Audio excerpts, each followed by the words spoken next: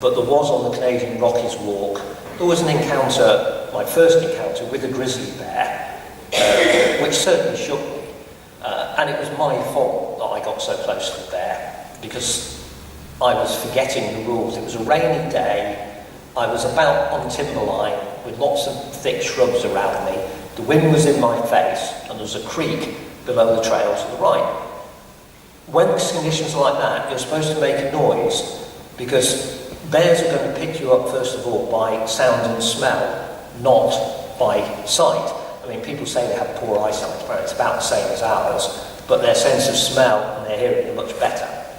Well, it wasn't going to smell me coming because of the direction of the wind, and the creek was very noisy, so it probably wasn't going to hear me, so I should have been looking round, and I wasn't. I caught a movement out the side corner of my eye, and I looked sideways, and there was this absolutely vast bear coming towards me. Now, I'd seen black bears before,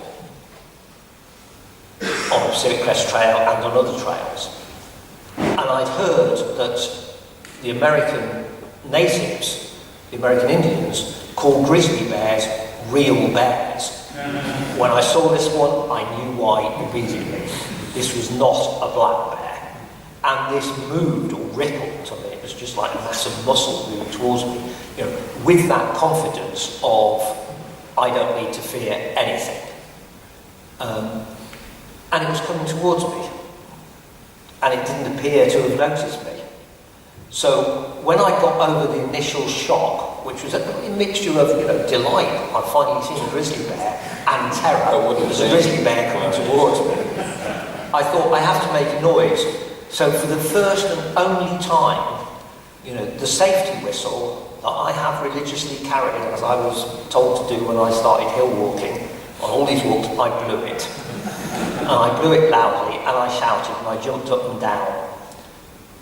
And eventually the bear stopped, sort of sniffed the air, looked around, and then it just turned off and drifted into the bushes. It obviously decided, I don't know what this irritating noise is, but I'm investigating.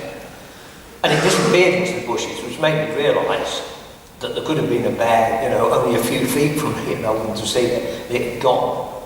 But, you know, that's the closest encounter with a grizzly bear.